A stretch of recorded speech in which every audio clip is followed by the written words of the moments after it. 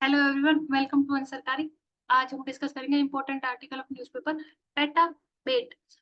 पेटाबेट एक जगह है जो कि केरल विश्वविद्यालय के पुरातत्ववादियों ने हाल ही में खोजी है, जो कि 5200 साल पुरानी हड़प्पा बस्तियों की खोज की गई है। यह गुजरात के कच्छ जिले के जूना खटिया एक प्रारंभिक हड़प्पा कब्रिस्तान से लगभग 1.5 किलोमीटर दूर है। यहाँ 500 कब्र होने की संभावना पाई गई है तथा यह हड़प्पा का सबसे बड़े हड़प्पा कब्रिस्तानों में से एक है। इस स्थल पर खोजी गई 3200 ईसा पूर्व से 2600 ईसा पूर्व की है, जो कि धोलावीरा और गुजरात के अन्य हड़प्पा स्थलों से भी पूर्व की है। तो हम यहाँ देख सकते हैं कि किस तरह से जब हम बात करते हैं सिंधु घाटी सभ्यता की, तो 2500 से लेकर 1750 तक के समय को माना जाता है, लेकिन उससे पूर्व की बात की जाए तो 3200 से लेकर 2600 ईसा पूर्व के समय के स्थल माना गया है। अगर बात करें किस स्थान पर है, तो गुजरात के कच्छ में जूना खटिया स्थान पर। तो यहाँ धोलावीरा, गुजरात, अहमदाबाद के पास इस स्थल को खोजा गया है। गोवा के राज्यपाल पी.एस. श्रीधरन पिल्लई द्वारा पुस्तक लिखी गई है, जिसे श्रृंगेरी पीठ के शंकराचार्य श्री विदुर शेखर भारती स्वामी ने पुस्तक की प्रथम प्रति ज्ञानपीठ पुरस्कार के लिए सम्मानित दामोज को सौंपा है। तो अगर हम ज्ञानपीठ पुरस्कार के लिए बात करते हैं तो याद रख सकते हैं कि श्रीधरन पिल्लई जी, जो कि गोवा के राज्यपाल है, उनके द्वारा लिखित पुस्तक को दिया गया है। नीलगिरी तहार की बात की जाती है तो आयुषीयन प्रतिनिधियों के पर्यवेक्षण में तमिलनाडु सरकार ने इसे राज्य पशु की गणना कराई है, जिसमें अगर हम इसकी आयुषीयन सूची की बात करते हैं तो एंडेंजर है। वाइल्ड लाइफ प्रोटेक्शन एक्ट 1972 की अनुसूची 1 के अंदर इसको डाला गया है। जब हम पहलवान नरसिंह यादव को रेसलिंग फाउंडेशन ऑफ इंडिया के 7 सदस्यीय एथलीट पैनल के अध्यक्ष नियुक्त किए गए थे। इस पैनल के माध्यम से आंदोलनकर्ता पहलवानों की समस्याओं को सुलझाने के लिए निर्णय निर्माण किया गया है। सिक्किम राजनीतिक सामाजिक समस्या है। तो हम देख सकते हैं कि हाल ही में किस तरह से जो चुनाव पर 7 चरणों में होना है, उसके तीसरे चरण के चुनाव चल रहे हैं। तो किस तरह से सिक्किम की उसमें क्या भूमिका है तथा 4 घटनाक्रमों के ऊपर हम चर्चा करेंगे, जिसके माध्यम से हम पूरी स्थिति को समझने की कोशिश करेंगे। जब हम बात करते हैं सिक्किम की, तो 2023 में 4 मुख्य घटनाएं हुई, जिसकी वजह से सिक्किम में विभिन्न प्रकार की राजनीतिक और सामाजिक समस्या या उनके परिप्रेक्ष्य में परिवर्तन आए। पहला घटनाक्रम जब हुआ, जब मशहूर फुटबॉलर खिलाड़ी बाइंगचुंग भाटिया ने अपने हमारो सिक्किम पार्टी का विलय सिक्किम डेमोक्रेटिक फ्रंट के साथ कर दिया। उसी दौरान एसडीएफ सिक्किम डेमोक्रेटिक फ्रंट के जो फ्रंट के जो प्रमुख है, उन्होंने 5वीं बार सिक्किम के मुख्यमंत्री रहने वाले पवन चामलिंग ने यह घोषणा कर दी कि 2024 का उनका चुनाव आखिरी चुनाव होगा। तो इसके बाद सिक्किम की राजधानी में सिक्किम की राजनीति में क्या परिवर्तन आएंगे, या फिर किस प्रकार से जो पार्टी के बीच में गठन है वो देखने के लिए मिलेगा। जब हम दूसरी घटना की बात करते हैं, तो दूसरी घटना है कि किस तरह से हाल ही में हमें देखने के लिए मिला था कि सिक्किम में एक बाढ़ आई, जिसका कारण था तीस्ता नदी पर और 3 विद्युत जल परियोजना के कारण जो इतनी बड़ी बाढ़ आई, जिसकी वजह से सिक्किम के अंदर आर्थिक रूप से और अन्य सामानों की भी बहुत ज्यादा नुकसान पहुंचाया गया है। जैसे हम देखते हैं कि छोटा सा राज्य है, जिसकी वजह से विभिन्न प्रकार के नुकसान पहुंचे गए।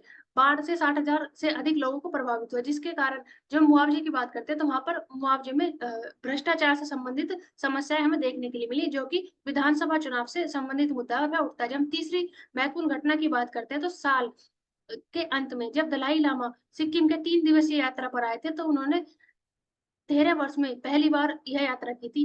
पलाज जोर स्टेडियम में उन्होंने अपने अनुयायियों को संबोधित करते हुए कहा था कि जो नाथुला में भारत चीन सीमा से सिर्फ 50 किलोमीटर दूर है, उनके दौरे के बाद चीन ने अरुणाचल प्रदेश के 3 वांसू खिलाड़ियों को वीजा देने से मना कर दिया था कि वह एशिया के 19वें एशियाई खेलों में प्रवेश नहीं कर सकते। जब हम उत्तरी सिक्किम की बात करते हैं, तो उत्तरी सिक्किम में नाकुला इलाके में चीन की तरफ से कंक्रीट के बंकर बनाए जा रहे हैं, जो वहां सेना की तैनाती करने में आसानी हो सके।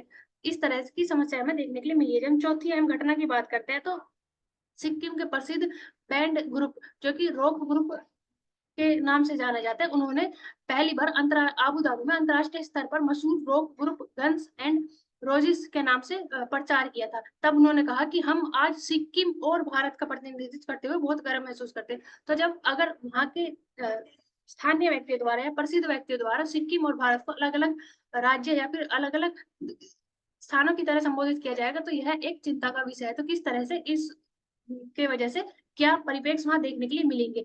जब हम वर्ष 1994 से 2019 की बात करते हैं, तो 25 वर्षों तक सिक्किम में सत्ता जो है सिक्किम डेमोक्रेटिक फ्रंट की ही रही है। लेकिन पिछले चुनाव में देखने के लिए मिला कि पान सिंह तमांग के नेतृत्व में SKM को हार का सामना करना पड़ा, जिसकी वजह से परिस्थितियां बदली, तथा इन परिस्थितियों के बदले के कारण वहां पर राजनीति में परिवर्तन आएंगे।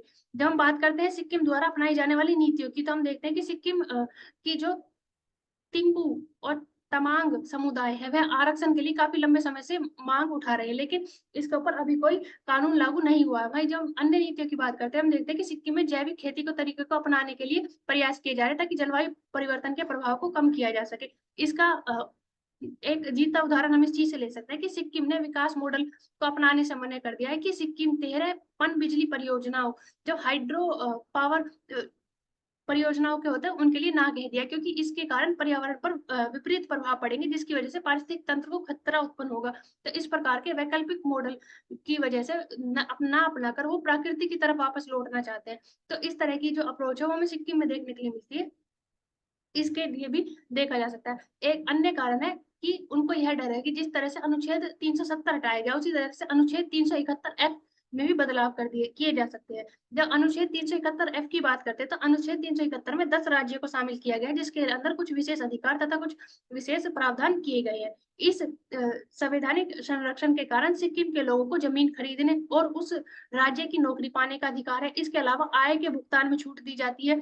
वह अपने दोस्त बना सकते हैं, लेकिन भूगोल की स्थिति को नहीं बदल सकते। सिक्किम इस बात को लेकर बेहद सजग है कि भारत और चीन की जो शत्रुता की उसे गवाही बननी पड़े। किस तरह से विभिन्न प्रकार की जो समस्या है वहां देखने के लिए मिलती है। इसके अलावा जब अन्य समस्या की बात करते हैं, तो हम आत्महत्या दर की बात कर सकते हैं कि पूरे भारत में का कंपैरिजन अगर सिक्किम से किया जाए, तो सिक्किम में आत्महत्या दर कहीं अधिक है। वहां 1 लाख लोगों पर 37.5 लोग की दर से है। यदि यह औसत भारत की औसत से 3 गुना अधिक है। इसके अलावा जब हम दवाइयों का प्रयोग नशे के लिए करते हैं, वहाँ हर परिवार में एक व्यक्ति अवैध मादक पदार्थ का सेवन करने वाला है। तो इन सभी मुकाबलों के बीच में, इन सभी मुसीबतों के बीच में किस तरह से चुनाव में क्या प्रचार होगा, या फिर उसकी वजह से सिक्किम की सियासत में क्या बदलाव आएगा, यह देखने के मुख्य कारण हो सकते हैं चुनाव के लिए।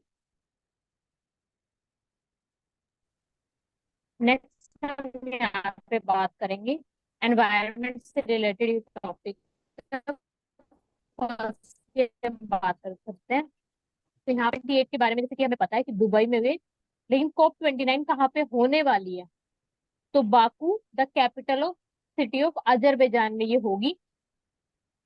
और ये प्रोसीड भी करेगा, but apart from the two big wars. कौन से दो? Ukraine invasion and the Israel Gaza conflict. तो जियोपॉलिटिकल टेंशन से ओरिजिनेट हो रही है, बट क्लाइमेट से डील करना उससे भी ज्यादा इंपॉर्टेंट है। तो इसलिए ये मीटिंग होगी बाकू अजरबैजान में। तो यहाँ पे अगर हम कंट्रीज की बात करें कि टोटल डील करने के लिए कितनी, तो वो 196 कंट्रीज है, ये हम यहाँ से देख सकते हैं। और जैसे ये COP29 होगा, उससे पहले एक और डायलॉग क्रिएट कर डिस्कशन होगा बर्लिन में, Petersberg climate dialogue held in Berlin as a preparatory exercise ahead of Baku summit के लिए। यहीं पे हम COP28 की कुछ की हाइलाइट्स दे सकते हैं कि countries had agreed to end the age of fossil fuels, keep the target of limiting the temperature of to 1.5 degrees Celsius above pre-industrial levels with reach। अब नेक्स्ट पॉइंट है ट्रिपल रिन्यूएबल एनर्जी। यहाँ पे triple या फिर quad इस तरीके से आपको दे सकता है, तो यहाँ पे हम याद रख सकते हैं triple renewable energy capacities and double improvement in energy efficiency. और डिफोरेस्टेशन की बात करें तो कब तक होल्ड करना है? बाय 2030 तक। तो क्लाइमेट चेंज की अगर बात की जाए, तो क्या सिर्फ डेवलप्ड कंट्रीज की रिस्पॉन्सिबिलिटी है? जी नहीं, हम ऐसा नहीं बोल सकते। तो हर एक की ही जॉब है क्लाइमेट चेंज को के लिए फाइट करने के लिए। तो यहाँ पे नेशनल डिटरमाइंड कॉन्ट्रीब्यूशंस की हम बात कर सकते हैं। नेक्स्ट क्लाइमेट क्राइसिस को देखने की, क्योंकि उससे फूड वाटर रिसोर्सेज उनकी शॉर्टेज भी हो जाती है, तो इन सब चीजों से निपटने के लिए हमें ये सबमिट करने पड़ते ताकि लोग और अवेयर हो और अच्छे से पार्टिसिपेट किया जा सके।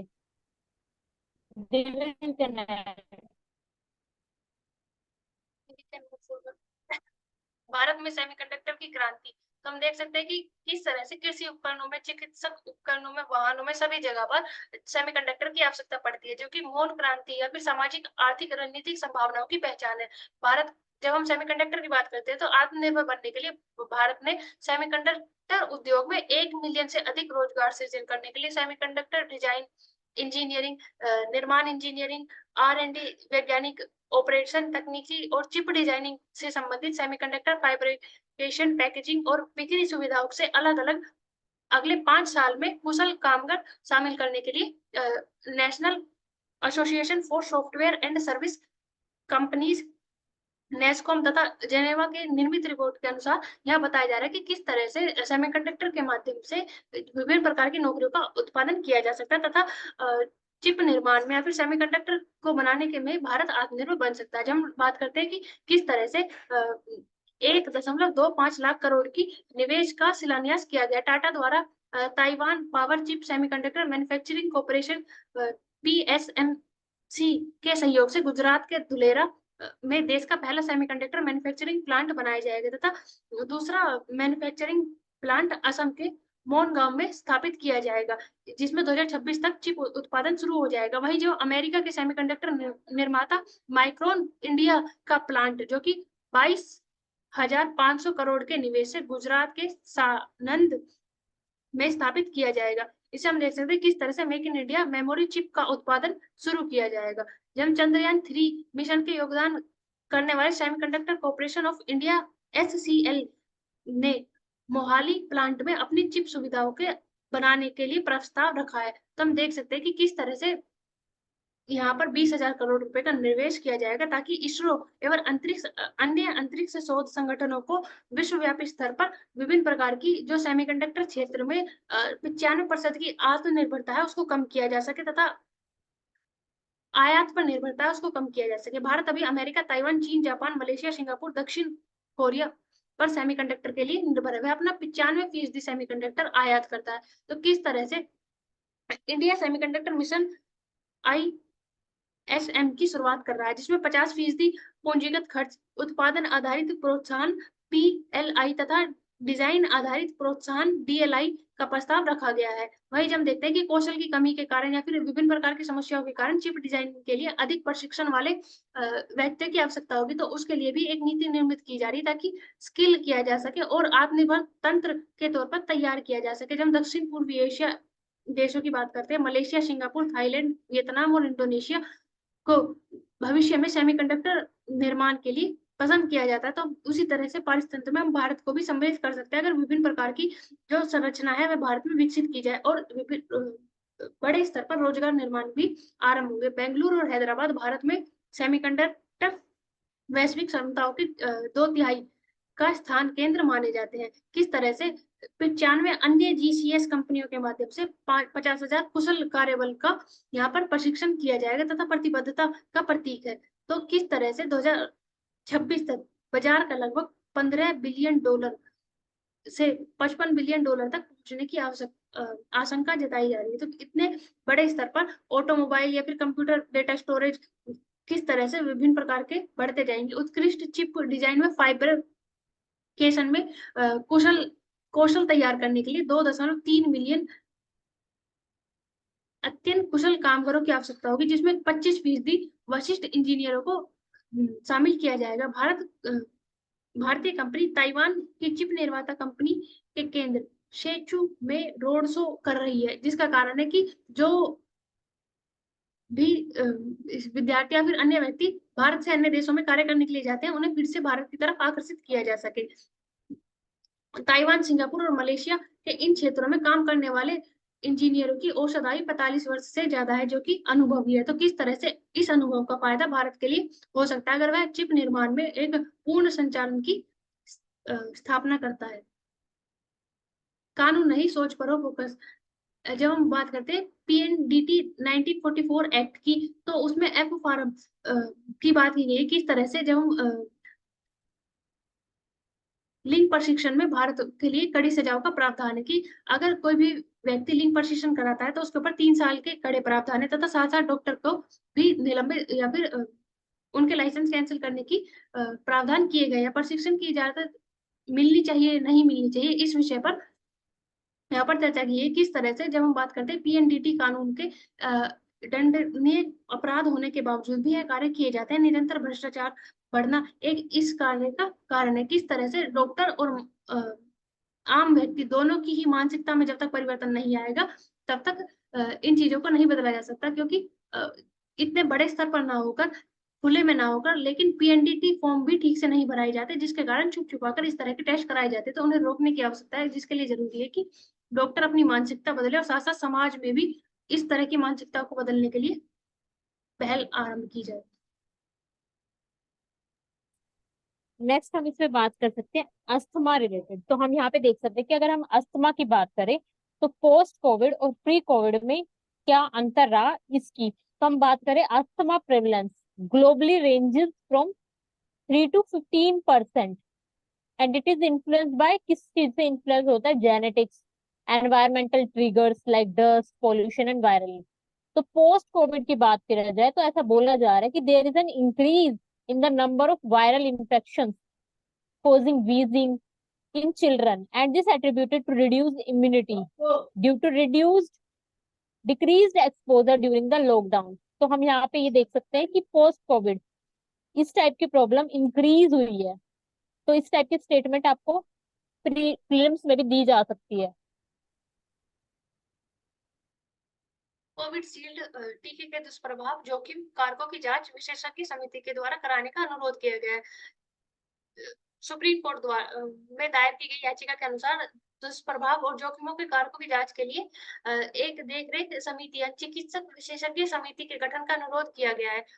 एस्ट्रोजेनेका कंपनी द्वारा कहा गया है कि कोविड-19 के खिलाफ टीका बहुत दुर्लभ मामलों में प्लेटलेट कम कर सकता है। रक्त का थक्का बनाने के कारण टीकाकरण की वजह से मस्तिष्क संबंधी समस्या, अन्य जो सिंड्रोम है जो वह उत्पन्न हो सकते हैं। लेकिन इस टीके को भारत में कोविशील्ड के रूप में लाइसेंसिंग के तहत बनाया गया था, जिसमें हम देखते हैं कि किस तरह से उन लोगों को मुआवजा देने के निर्देश दिए गए, अनुरोध किया गया था जो गंभीर रूप से दिव्यांग है या फिर विभिन्न प्रकार टीके के कारण उन्हें मृत्यु या फिर दुष्प्रभाव देखने के लिए मिल रहे हैं। थ्रोम्बोसाइटोपेनिया सिंड्रोम से संबंधित संबंध को स्वीकार किया गया, जो चिकित्सक स्थिति है जिसमें असामान्य रूप से प्लेटलेट्स का स्तर कम होता जाता है और रक्त का थक्का बनता जाता है, जो कि इस वैक्सीन के कारण होने वाली समस्या है। वहीं जब मामले की बात करते हैं 2011 में कोविशील्ड की जो डोज लेने के बाद इंग्लैंड में जेमी स्टोक के दिमाग में खून का थक्का जम गया, जिसकी वजह से उनके दिमाग की स्थिति क्षतिग्रस्त हो गई। लेकिन यह एक दुर्लभ मामले 10 लाख में से एक में ही ऐसी स्थिति उत्पन्न हो सकती है, जो कि वैक्सीन के दुष्प्रभाव के लिए स्वीकार किया गया है। तब जब हम बात करते हैं पश्चिमी देशों की, खासकर इंग्लैंड में वैक्सीन के दुष्प्रभाव झेलने वाले हर 5 में से एक व्यक्ति की मृत्यु हुई है। तो किस प्रकार से जब प्रति 10 लाख आबादी में से करीब 15,000 लोगों की जान खतरे में बताई जा रही है, तब यह वैक्सीन महामारी में 90% तक इस घटना को घटा दिया था। तो क्या देखना अधिक अनिवार्य है कि इतनी बड़ी समस्या में कितने अधिक लोगों की जान बचाई गई, या फिर जो अपवाद की श्रेणी में यहाँ पर स्थिति उत्पन्न हुई है उसमें किस तरह की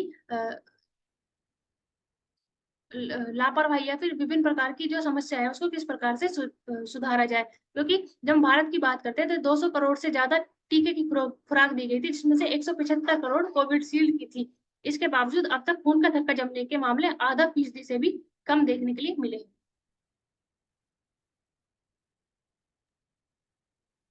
This article is talking about that Venus is losing water faster than previously thought। तो यहाँ पे हम फर्स्टली इसके फुल्ली करेक्टरिस्टिक्स की बात करेंगे कि यहाँ पे कैसा एनवायरनमेंट है, कैसी कंडीशन है। अपार्ट फ्रॉम दिस यहाँ पे हम कुछ टर्म्स को देखेंगे, जैसे कि हाइड्रोडायनामिक्स एस्केप, तो ये क्या होता है। अपार्ट फ्रॉम दिस हम बात करेंगे एचसीओ प्लस डिसएसोसिएटिव रिकॉम्बिनेशन, क्या होता है ये, और किस मिशन के तहत HCO प्लस डिसएसोसिएटिव रिकॉम्बिनेशन प्रोड्यूस किया गया, यानी कैसे पता चला। तो ये कुछ चीजें हम यहाँ से देखेंगे ताकि हम यहाँ से एलिमिनेशन या फिर प्री में अगर कोई क्वेश्चन आता है तो हम एलिमिनेट कर पाए ऑप्शंस को। फर्स्ट की अगर हम बात करें वीनस, और उसी तरीके से मार्स को कंपेयर करें, तो वीनस जो है वो इतना हॉट होता है, जैसे कि यहाँ पे लिखा है, Venus as hot as pizza oven and dryer than the desert on the earth. लेकिन अगर देखा जाए तो विनस के पास as much as water as the earth भी है, लेकिन अभी हमने जैसे कि हेडिंग में भी पढ़ा कि वो डिक्रीज होता जा रहा है, जितना मतलब थॉट किया गया था उससे ज्यादा। तो यहीं पे यहाँ पे बात हो रही है। अपार्ट फ्रॉम दिस अगर हम बात करते हैं मार्स की, तो वो कोल्ड है। तो ये डिपेंड करता है कि किस कितना सोलर रेडिएशन, मतलब कितनी उससे डिस्टेंस है और कितना सन से एब्जॉर्ब कर पा रहे हो आप, एनर्जी कितनी ले रहा है प्लैनेट, वो डिपेंड करता है, और कितना रेडिएट कर रहा है। सो अगर हम बात करें कि व्हाट इज हाइड्रोडायनामिक एस्केप, तो यहाँ पे होता है जब प्लैनेट बहुत ही ज्यादा गर्म हो जाता है तो उसके ऊपर एक ब्लैंकेट बना होता है हाइड्रोजन तो उसी से क्या होता है, वो फ्लो आउट हो जाता है स्पेस के अंदर, और उसी प्रोसेस को बोल दिया जाता है कि हाइड्रोजन एस्केप हो गया, यानी कि हाइड्रोडायनामिक एस्केप। और ये तब तक चलता रहेगा तब तक कि जो हाइड्रोजन ऑलमोस्ट सारा का सारा रिमूव ना हो जाए, कोई थोड़ा बहुत वो बचता है लास्ट में, जैसे कि अगर हम बोल दें कि dumping out of water bottle, इस तरीके से, तो इसको बोलते हैं। नेक्स्ट हम बात कर सकते हैं कि HCO, तो इसी से रिलेटेड है कि यहाँ पे कॉम्बिनेशन बनाया जाता है कि हाइड्रोजन एटम है, जब वो एक्सीड कर रहा है प्लैनेट से और एस्केप हो रहा है जिस वेलोसिटी से, और स्पेस में चला गया है, तो उस पूरे रिएक्शन को क्या बोला जाता है, HCO प्लस डिसएसोसिएटिव रिकॉम्बिनेशन उसको बोला जाता है। और ये टेस्ट किया गया था बाय मार्विन मिशन। मार्विन की फुल फॉर्म है Mars atmosphere and volatile evolution. तो सिमिलरली मार्स नाम है, लेकिन इसने वीनस के ऊपर भी डाटा कलेक्ट करा है, ये हम यहाँ से देख सकते हैं।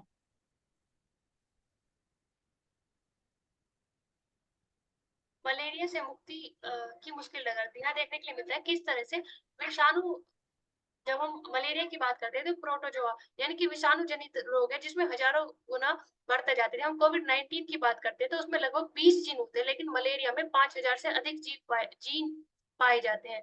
जब हम मलेरिया की बात करते हैं तो एक परजीवी है जो कि 4 चक्रों के जीवन से गुजरता है। एक मच्छर जनित रोग है जो प्लाज्मोडियम नामक परजीवी के कारण होता है। जब परजीवी की शुरुआत यकृत यानी कि लीवर में कोशिकाओं के भीतर वृद्धि करके होती है, फिर यह लाल रक्त कणिका जो आरसीबी है उनको नष्ट करता चला जाता है, जिसकी वजह से यह समस्या देखने के लिए मिलती है। ऐसे में जब 5 परजीवी यानी कि 5 प्रोटोजोआ पाए जाते हैं जो कि मलेरिया संक्रमण का कारण बनते हैं, जिसमें 2 प्रजातियां प्लाज्मोडियम फॉल्सीपेरा और प्लाज्मोडियम वाइट वैक्स।